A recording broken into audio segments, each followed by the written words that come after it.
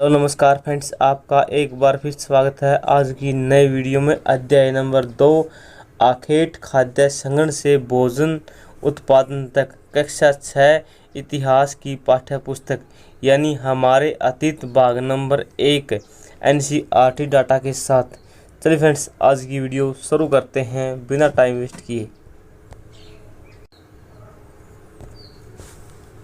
प्रारंभिक मानव आखिर वे इधर उधर क्यों घूमते थे? हम उन लोगों के बारे में जानते हैं जो इस उपमहाद्वीप में 20 लाख साल पहले रहा करते थे। आज हम उन्हें आखेटक खाद्य संग्रह कहते हैं।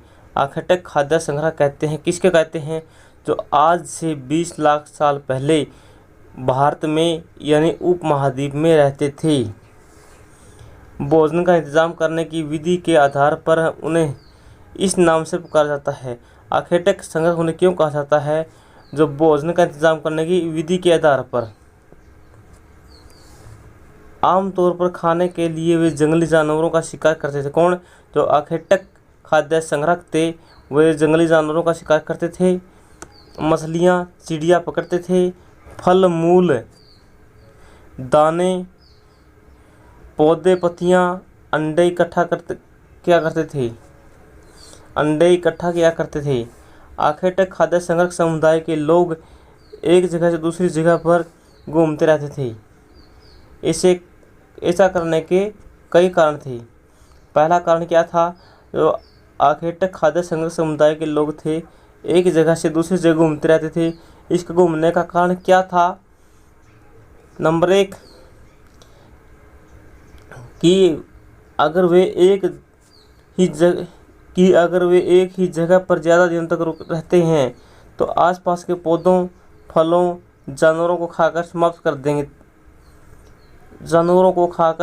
कर देते थे। इसीलिए भोजन की तलाश में दूसरी जगहों पर जाना पड़ता था। यानी किसके कारण? भोजन की तलाश में दूसरे स्थान पर जाते थे।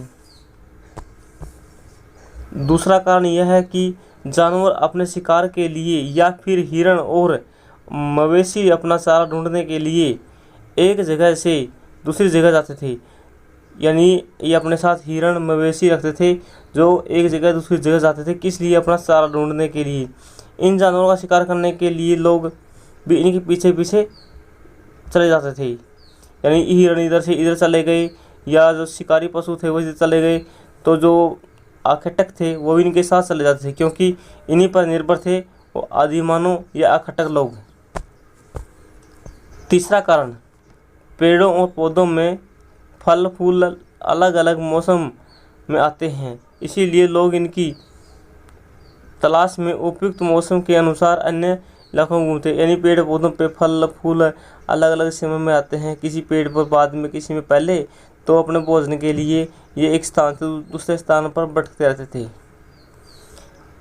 चौथा कारण था, पानी के बिना किसी प्राणी या पेड़ पौधों का जीवित रहना संभव नहीं है और पानी झीलों, झरनों, नदियों में ही मिलता है। यदि इन नदियों और झीलों का पानी कभी नहीं सूखता, कुछ झीलों नदियों में पानी बरसात के समय मिलता है, इसीलिए झीलों और नदियों के किनारे बसे लोगों के सूखे मौसम में पानी की तलाश में इधर उधर जाना पड़ता है। यानी एक पानी की तलाश में, भोजन की तलाश में एक स्थान से दूसरे स्थान पर घूमते रहते थे।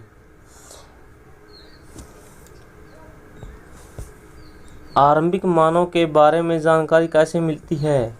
पुरातत्वविदों को कुछ ऐसी वस्तुएं मिली हैं जिनका निर्माण और उपयोग आखेटक खाद्य संग्रह किया करते थे।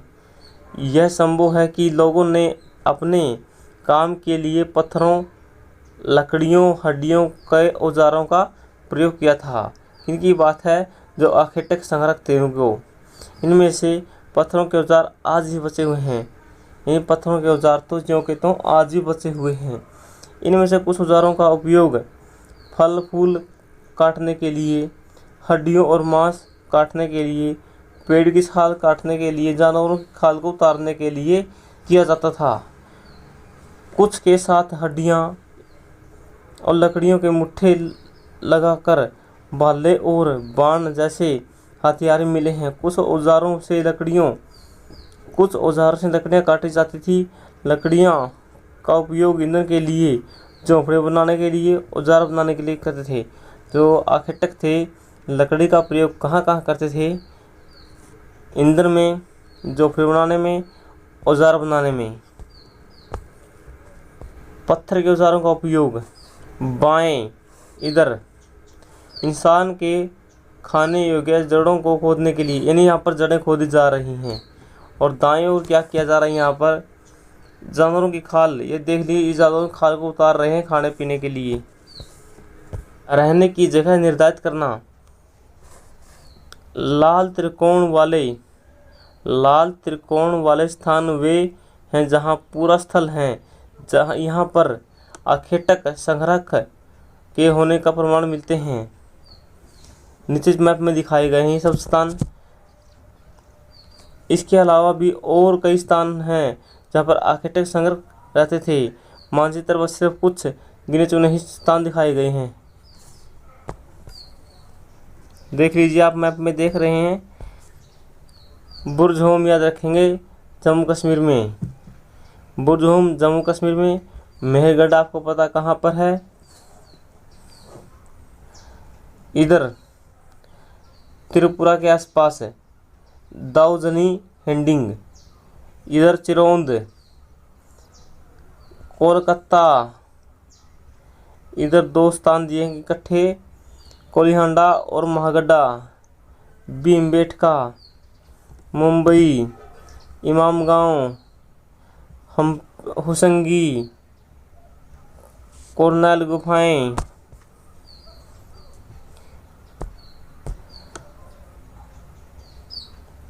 ब्रह्मगिरी, हल्लूर, पेपल्ली, आदिचूर, ये स्थान दिखाए गए हैं यहाँ पर देख लीजिए। कलकत्ता आधुनिक नगर है। आरंभिक गांव, महापाषाण, नवपाषाण, पुरापाषाण दिखाए गए हैं सब मैप में। आप इनको अच्छे से देख सकते हैं वीडियो रोककर।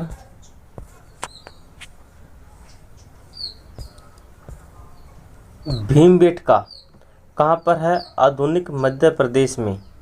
भीमबेटका कहाँ पर है? मध्य प्रदेश में। यानी भीमबेटा मध्य में था, उससे बड़ा युधिष्ठिर, उससे भी छोटा भीम, के बाद अर्जुन, यानी भीमबेटका मध्य में है। इस पूरा स्थल पर गुफाएं व कंदराएं मिली हैं।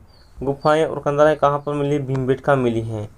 लोग इन गुफाओं में इसलिए रहते थे क्योंकि उन्हें बारिश, धूप, हवाओं से राहत मिलती थी। ये गुफाएं नर्मदा घाटी के पास हैं। नर्मदा घाटी के पास कौन सी गुफाएं हैं? कौन सी? भीमबेटका, मध्य प्रदेश में। यहाँ पर ये आदिमानव का चित्र है और ये हिरण का है, शिकार करते हुए दिखाया गया है।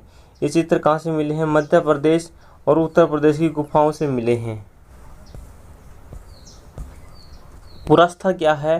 पुरास्थल उस स्थान को कहते हैं जहाँ औजार, बर्तन और इमारतें जैसी वस्तुओं के विशेष मिले हैं। पुरास्थल कौन से होते हैं? जहाँ पर औजार, बर्तन, इमारतों जैसे वस्तुओं के अवशेष मिलते हैं। ऐसी वस्तुओं का निर्माण लोगों ने अपने काम के लिए किया है, बाद में वे वहीं छोड़कर चले गए। वे ज़मीन के ऊपर या अंदर, कभी कभी समुद्र और नदी के तल में भी पाए जाते हैं। इन पुरास्थलों के बारे में आप अलग अलग अध्याय में पढ़ेंगे। यानी पुरास्थल कहाँ मिलते हैं? समुद्रों में मिलते हैं और नदियों में मिलते हैं, और ज़मीन के ऊपर तो मिलने ही थे। आग की खोज। मानचित्र 2 में कुरनूल गुफा ढूंढो। यहाँ राख के अवशेष मिले हैं। कुरनूल गुफा में किस चीज़ के अवशेष मिले हैं? राख के। किस चीज़ के? राख के। इसका मतलब यह है कि आर्मी लोग आग जलाना सीख गए थे। आग का इस्तेमाल कभी कार्यों के लिए किया था, जो कि प्रकाश के लिए, मांस भूनने के लिए भी आग का प्रयोग किया जाता था। नाम और तिथियाँ। हम जिस काल के बारे में पढ़ रहे हैं, पुरातत्वविदों ने उनके बड़े बड़े नाम दिए हैं। आरंभिक काल को वे पुरापाषाण कहते हैं। आरंभिक काल को पुरातत्वविद क्या कहते हैं? आरंभिक काल। पुरातत्वविद को आरंभिक काल कहते हैं। कौन? इतिहासकार या पुरातत्वविद दो यह दो शब्दों के बना है। पुरा यानी प्राचीन, पाषाण यानी पत्थर से बना। पुरा का क्या अर्थ है? प्राचीन होता है, और पाषाण का पत्थर आपको पता है। यह नाम पुरा स्थलों से प्राप्त पत्थर के औजारों के महत्व को बताता है। यानी जो पुरा स्थलों से जो औजार मिले हैं उसके महत्व के बारे में बताते हैं। 12,000 साल तक पहले का माना जाता है। यानी 20 लाख से लेकर और 12,000 के बीच के समय को क्या माना जाता है? पुरा पाषाण काल। इस काल को 3 भागों में बांटा गया है: आरंभिक काल, मध्य काल, उत्तर काल। मानव इतिहास के लिए लगभग 99% कहानी इसी काल के दौरान घटी हुई हैं। मानव इतिहास की लगभग 99% कहानियाँ इसी काल में घटित हुई। जिस काल में पर्यावरणीय बदलाव मिलते हैं उसे मेसोलिथ यानी मध्य पाषाण का युग कहते हैं। मेसोलिथ M4 मेसोलिथ। यह पर्यावरणीय बदलाव मिलते इस काल में पर्यावरण में या पर्यावरणीय चेंजेस दिखाई देते हैं, बदलाव दिखाई देते हैं, उस काल को बोलते हैं मेसोलिथ। क्या बोलते हैं? मेसोलिथ यानी मध्य पाषाण काल। इसका समय लगभग 12,000 साल पहले से लेकर और 10,000 साल पहले तक माना जाता है। इस काल को पाषाण औजार आमतौर पर छोटे हैं, इन्हें माइक्रोलिथ कहते हैं। माइक्रोलिथ का काल की है 12,000 तक लेकर और 10,000 तक का है। और इस काल में जो पत्थर के औजार मिले छोटे मिले हैं इसे बोलते हैं माइक्रोलिथ। लघु पाषाण काल। प्राय इन औजारों से हड्डियों या लकड़ियों के मुट्ठे लगे हंसिये मिले हैं। माइक्रोलिथ के काल में क्या किया गया था? हंसिये आगे थे, लकड़ी के बिंडियाड़े और औजार मिले हैं। साथ ही ये पुरा पाषाण युग वाला औजार भी इस दौरान मिले हैं। अगले युग की शुरुआत 10,000 साल पहले से होती है। इसे नव पाषाण का युग बोलते हैं। नव पाषाण युग का मतलब है नया पत्थरों का युग। बदलती जलवायु। लगभग 12,000 साल पहले दुनिया की जलवायु में बड़े बदलाव आए और गर्मी बढ़ने लगी। 12,000 साल पहले की बात है, दुनिया में बड़े बदलाव आए। क्यों आए? जलवायु के कारण। कैसे आई? गर्मी बढ़ने के कारण। इसके परिणाम स्वरूप कई क्षेत्रों में घास के मैदान बनने लगे। घास के मैदान लगभग 12,000 साल पहले बने हैं। हिरण, बारहसिंगा, भेड़, बकरी, गाय जैसे उन जानवरों की संख्या बढ़ गई जो घास खाकर जिंदा रहते थे, क्योंकि घास के मैदान हो गए थे। इस कारण से जो लोग इन जानवरों का शिकार करते थे वो भी इनके पीछे आ गए। इनके खाने पीने की आदतें और प्रजनन के समय की जानकारी हासिल करने लगे। हो सकता है कि तब लोग इन जानवरों को पकड़कर अपनी ज़रूरत के अनुसार पालने की सोचने लगे। साथ ही इस काल में मछली भी भोजन का महत्वपूर्ण स्रोत बन गई। खेती और पशुपालन की शुरुआत। इसी दौरान उपमहाद्वीप के विभिन्न भागों में गेहूं, जौ, धान जैसी अनाज प्राकृतिक रूप से उगने लगे। शायद महिलाओं और पुरुषों और बच्चों ने इन अनाजों को भोजन के लिए बटोरना शुरू कर दिया होगा। साथ ही वे यह भी सीखने लगे होंगे कि यह अनाज कहाँ उगते थे, कब पककर तैयार होते थे। ऐसा करते करते लोगों को इन अनाजों को खुद पैदा करना सीख लिया। इस प्रकार धीरे धीरे वे कृषक बन गए। इसी तरह लोगों ने अपने घरों के आसपास चारा रखकर जानवरों को आकर्षित करने उन्हें पालतू बनाया। यानी जो जंगली जानवर थे उनको पालतू कैसे बनाया? अपने घरों के आसपास चारा उगा लिया, वो जानवर वहाँ पर चारा खाने के लिए आकर्षित हुए और फिर जानवरों को वहाँ पर क्या कर लिया गया? पकड़ लिया गया या उनको पालतू बना लिया गया। सबसे पहले जिस जंगली जानवर को पालतू बनाया गया उसमें कुत्ता, वह कुत्ते का जंगली पूर्वज था। ये कुत्ता नहीं था, कुत्ते का कोई जंगली पूर्वज था। उसको सबसे पहले क्या बनाया गया था? पालतू जानवर बनाया गया था मानव के द्वारा। धीरे धीरे लोग भेड़, बकरी, गाय, सूअर जैसे जानवरों को अपने घरों के नज़दीक आने को उत्साहित करने लगे। ऐसे जानवर झुंड में रहते थे और ज़्यादातर घास खाते थे। अक्सर लोग अन्य जंगली जानवरों को आक्रमण से इनकी सुरक्षा किया करते थे। इस तरह धीरे धीरे वे पशुपालक बन गए। पशुपालक में सबसे पहले कौन सा पशु पाला? कुत्ते का कोई जंगली पूर्वज था, वो पाला था, कुत्ता नहीं था। बसने की प्रक्रिया। लोगों द्वारा पौधे उगाए जाने और जानवरों को देखभाल को बसने की प्रक्रिया का नाम दिया जाता है। यानी पौधे उगाना, जानवरों की देखभाल करना को क्या कहते हैं? बसने की प्रक्रिया कहते हैं। अपनाए गए पौधे तथा जानवर अक्सर जंगली पौधों जानवरों से भिन्न होते थे। इसकी वजह यह कि बसने की प्रक्रिया की दिशा में अपनाए गए पौधे जानवरों को लोग चयन करते थे। उदाहरण के लिए लोग उन्हीं पौधों जानवरों का चयन करते थे जिनके बीमार होने की संभावना कम हो।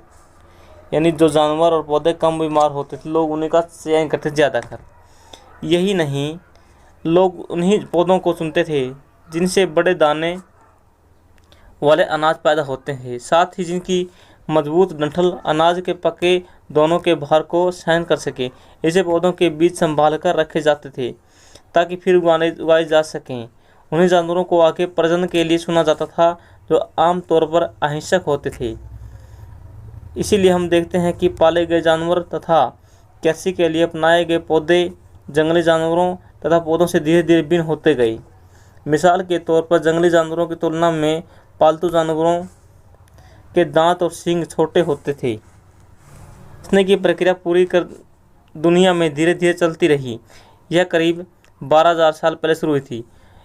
जो मानव के बसने की प्रक्रिया है आज से कितने हज़ार साल पहले शुरू हुई थी? 12,000 साल पहले। क्यों हुई 12,000 साल पहले? क्योंकि 12,000 साल पहले ही जलवायु में बड़े बदलाव आए थे। वास्तव में आज हम जो भोजन करते हैं वो इसी बसने की प्रक्रिया की वजह से है। कृषि के लिए अपनाई गई सबसे प्राचीन फसलों में कौन सी है? कृषि के लिए अपनाई गई सबसे प्राचीन फसलों में कौन सी फसलें हैं? गेहूँ और जौ। उसी तरह पालतू जानवरों में सबसे पहले कौन है जानवर है? कुत्ता। कुत्ते के बाद किसका नंबर आता है? भेड़ बकरी का। पहला नंबर कुत्ता, दूसरा नंबर भेड़, तीसरा नंबर बकरी। एक नवीन जीवन शैली। तुम किसी पौधे के बीज को बोकर देखो, तुम पाओगे कि इस विकसित होने पर वक्त लगता है, उसमें कुछ दिन, महीने, फिर साल लगते हैं। इसीलिए जब लोग पौधे उगाने लगे तो देखभाल के लिए उन्हें एक ही जगह पर लंबे समय तक रहना पड़ा। बीज बोने से लेकर फसलों के पकने तक, पौधों को सिंचाई करने, खरपतवार हटाने, जानवरों और चिड़ियाओं से उनकी सुरक्षा करने जैसे बहुत से काम शामिल थे। कटाई के बाद अनाज का उपयोग बहुत संभाल कर करना पड़ता था। अनाज को भोजन, बीज दोनों के रूप में बचा कर रखना अति आवश्यक था, क्योंकि अनाज से भोजन प्राप्त होता था और अनाज से ही बीज प्राप्त होते थे। इसीलिए लोगों को इसके भंडारण की बात सोचनी पड़ी। बहुत से इलाकों में लोगों ने मिट्टी के बड़े बड़े बर्तन बनाए, यानी मिट्टी के बड़े बड़े बर्तन बनाए लोगों ने, टोकरियाँ बुनी या फिर ज़मीन में गड्ढा खोदा। जानवर चलते फिरते खाद्य भंडार।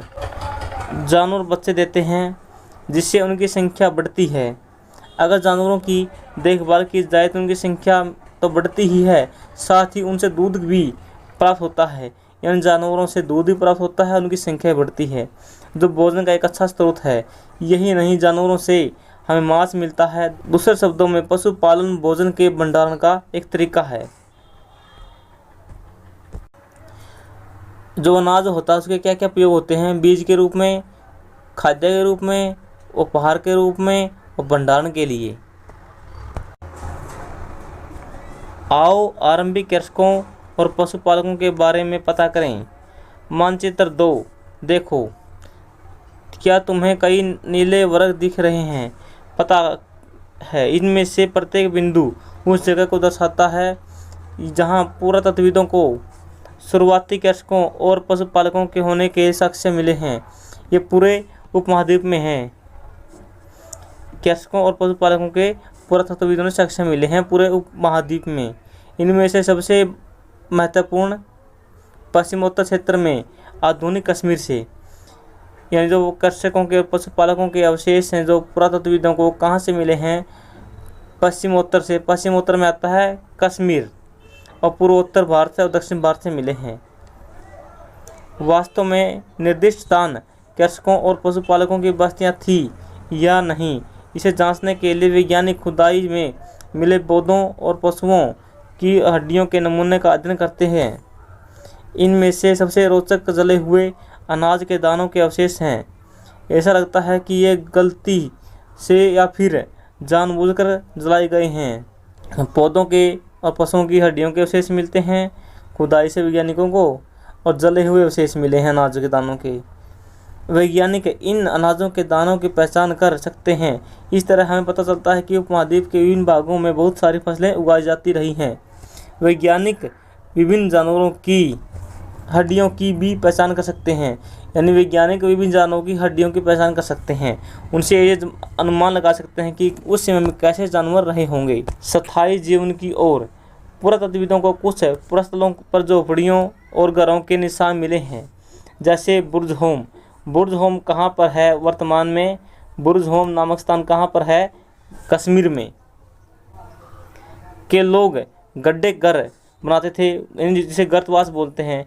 बुर्जहोम कश्मीर में लोग कैसे घर बनाते थे? गड्ढे के नीचे अपना घर बनाते थे, और इसे क्या बोलते हैं? गर्तवास बोलते हैं, गड्ढा होने के कारण। इनमें उतरने के लिए सीढ़ियाँ होती थी, इससे उन्हें ठंड के मौसम में सुरक्षा मिलती थी। यानी कश्मीर में ठंड से बचाव के लिए गर्तवास बनाए जाते थे। गर्तवास होते हैं गड्ढे, गड्ढे में घर होता है। पुरातत्वविदों को झोपड़ियों के अंदर और बाहर दोनों ही स्थानों पर आग के जलाने की जगह मिली है, यानी घर के बाहर भी आग जलाई जाती है और घर के अंदर भी आग जलाई जाती थी। इसके अवशेष मिले हैं। कहाँ से? बुर्जहोम जम्मू कश्मीर से मिले हैं। लोग मौसम के अनुसार घर के अंदर या बाहर खाना पकाते होंगे, जिस प्रकार से हमारे गांव में हरियाणा में आज भी है। गर्मियों में लोग बाहर भोजन पकाते हैं, सर्दियों में घर के अंदर लोग खाना पकाते हैं, या बारिश के मौसम में। ऐसे अवशेष कहाँ से मिले हैं? बुर्जहोम कश्मीर से मिले हैं। बहुत सारी जगहों से पत्थर के औजार मिले हैं। इनमें से कई ऐसे हैं जो पूरा पाषाण युग के से भिन्न हैं। कुछ ऐसे पत्थरों के औजार मिले हैं जो पूरा पाषाण युग से भी भिन्न हैं, इसीलिए इन्हें नवपाषाण युग का माना जाता है। इनमें वे औजार भी हैं जिनकी धार को और अधिक पैना करने के लिए उन पर पॉलिश चढ़ाई जाती है। ओखली मूसल का प्रयोग किसके लिए किया जाता है? अनाज तथा वनस्पतियों से प्राप्त चीज़ों को पीसने के लिए। आज हजारों साल बाद भी ओखली और मूसल का प्रयोग अनाज पीसने के लिए किया जाता है। हमारे हरियाणा में गांव में आज भी किया जाता है। इसी तरह प्राचीन प्रस्तर युग औजारों का निर्माण प्रयोग लगातार होता रहा। कुछ औजार हड्डियों से बनाए जाते थे। ये नवपाषाण युग के उपकरण दिखाए गए हैं यहाँ पर। नवपाषाण युग के पुरातत्वविदों से कई प्रकार की मिट्टी के बर्तन मिले हैं। नवपाषाण काल युग के मिट्टी के बर्तन मिले हैं। कभी कभी इन पर अलंकरण भी किया जाता था। बर्तनों का उपयोग चीज़ें को रखने के लिए किया जाता था। धीरे धीरे लोग बर्तनों का उपयोग खाना बनाने के लिए करते थे। चावल, गेहूँ, दलहन, अनाज अब आहार महत्वपूर्ण हिस्सा बन गए थे। इसके साथ साथ अब लोग कपड़े भी बुनने लगे थे। इसके लिए कपास जैसे पौधे की आवश्यकता पड़ी, यानी लोग कपड़ा बुनने लगे थे तो उसके लिए कपास की आवश्यकता पड़ी थी। क्या ये परिवर्तन हर जगह एक साथ ही आए होंगे? ऐसी बात नहीं है। एक तरफ जहाँ कई जगहों पर क्षत्रिय पुरुष भोजन संग्रहण का काम करते थे, वहीं अन्य लोगों में हजारों सालों के दरमियान धीरे धीरे खेती और पशुपालन को अपनाया गया। यह सब मौसम के मुताबिक चला था। सूक्ष्म निरीक्षण मेहरगढ़ में जीवन मृत्यु। यह ईरान जाने वाले सबसे महत्वपूर्ण रास्ते बोलन दर्रे के पास एक हरा भरा समतल मैदान है। वर्तमान में भी है। कहाँ पर है ये? ईरान में है, और बोलन दर्रे के पास है एक हरा भरा समतल मैदान है। कौन सा? मेहरगढ़। मेहरगढ़ संभवतः वह स्थान है जहाँ स्त्री पुरुषों ने इस इलाके में सबसे पहले जो गेहूँ उगाना और भेड़ बकरी पालन सीखा। यहाँ विभिन्न प्रकार के जानवरों की हड्डियाँ मिली हैं। कहाँ से? मेहरगढ़ से विभिन्न जानवरों की हड्डियाँ मिली हैं। इनमें हिरण तथा सूअर, जंगली जानवरों तथा भेड़ बकरियों की हड्डियों। मेहरगढ़ में भेड़ बकरियों की हड्डियाँ मिली हैं। और क्या मिला है? सूअरों की हड्डियाँ मिली हैं, हिरण की हड्डियाँ मिली हैं। याद रखेंगे, हिरण, सूअर, भेड़ बकरियों की हड्डियाँ के अवशेष मेहरगढ़ से मिले हैं। वर्तमान में मेहरगढ़ कहाँ पर है? ईरान में है। बोलन दर्रे के पास एक हरा भरा समतल मैदान है। मेहरगढ़ में इसके अलावा चौकर और आयताकार घरों के अवशेष मिले हैं। मेहरगढ़ में घरों के अवशेष कैसे मिले हैं? चौकर हैं और आयताकार के घर हैं। प्रत्येक घरों में 4 या उससे ज़्यादा कमरे हैं, यानी प्रत्येक घर में कम से कम 4 कमरे हैं, जिसमें से कुछ संभवतः भंडारण के लिए आते होंगे। मृत्यु के बाद सामान्यतः मृतकों के सगे संबंधी उनके प्रति सम्मान कर जताते होंगे। अवशेष कहाँ से मिले हैं? मेहरगढ़ से। लोगों की आस्था है कि मृत्यु के बाद भी जीवन होता है, इसीलिए कब्रों में मृतकों के साथ कुछ सामान रखे जाते थे। ये अवशेष कहाँ से मिले? मेहरगढ़ से मिले हैं। यानी मृतकों के कब्रों में मृतकों को दफनाया जाता था। दफनाने के साथ जो कब्र होती थी उसके साथ कुछ सामान मिले हैं। वो सामान क्यों रखे जाते थे? लोगों की आस्था थी, मानना था कि मृत्यु के बाद भी जो मनुष्य है वो जीवित रहता है और इन वस्तुओं का उपयोग करता है। मेहरगढ़ में ऐसी कई कब्रें मिली हैं। एक कब्र में एक मृतक के साथ एक बकरी को दफनाया गया है। ये मृतक है और इसके साथ एक बकरी को दफनाया गया यहाँ पर। संभवतः परलोक में मृतक के खाने के लिए रखा गया होगा। मेहरगढ़ में एक कब्र में एक मेहरगढ़ की कब्र में दिखाई गई है और कब्र में कंकाल के साथ एक बकरी का शव दिखाया गया है। मेहरगढ़ में एक घर का चित्र दिखाया गया है। देख लीजिए, इसमें 4 एक वर्गाकार या आयताकार घर है, जिसे चौकर या आयताकार बोल सकते हैं। इसमें कम से कम 4 कमरे दिखाए गए हैं, 1 2 3 4। यहाँ से याद रखेंगे कि एक कंकाल के साथ बकरी का कंकाल कहाँ से मिला है? मेहरगढ़ से मिला है। फ्रांस की एक गुफा का चित्र दिया गया नीचे। पूरा स्थल की खोज लगभग 100 साल पहले 4 स्कूली छात्रों की थी। जो नीचे दिखाया गया है दृश्य, इसकी खोज किसने की थी? लगभग 100 साल पहले 4 स्कूल के छात्र ने की थी। इस तरह के चित्र लगभग 20 साल पहले से लेकर 10,000 साल पहले तक के हैं। ये चित्र लगभग 20,000 साल पहले से लेकर 10,000 साल पहले तक के हैं। इनमें कई जानवरों के चित्र हैं, जिनमें जंगली घोड़े, गाय, भैंस, गैंडा, रेडियर, बारहसिंगा सूअर गहरे चमकीले रंगों वाले दिखाए गए यहाँ पर। इन रंगों को लोहा, एशक या चारकोल जैसे खनिज पदार्थों से बनाया गया है। यह संभवतः इन चित्रों को उत्सवों के अवसर पर बनाया जाता था या फिर इन्हीं शिकारियों द्वारा शिकार पर निकलने से पहले कुछ अनुष्ठान के लिए बनाया गया होगा। एक नवपाषाणिक पुरस्थल। नवपाषाण युग के प्रसिद्ध पुरस्थलों में एक चताल हयुग की तुर्की में है। नवपाषाण युग का पुरस्थल कहाँ पर है? चताल हयुग कहाँ पर है? तुर्की में। चताल हयुग तुर्की में है। यहाँ दूर दराज स्थानों से कई चीज़ें लाई जाती थी और उनका उपयोग किया जाता था। सीरिया के चकमक पत्थर बहुत प्रसिद्ध हैं। लाल सागर की कोड़ियाँ प्रसिद्ध हैं और भूमध्य सागर की सीपियाँ।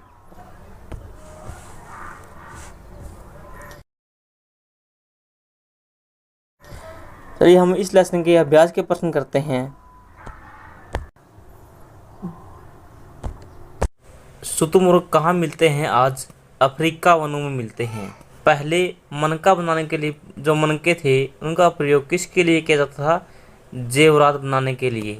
शिकारी खाद्य संग्रहक गुफाओं में इसीलिए रहते थे क्योंकि वो बारिश, धूप, हवाओं से राहत मिले उनको। घास वाले मैदानों का विकास खालिस्तान साल पहले हुआ, 12,000 साल पहले।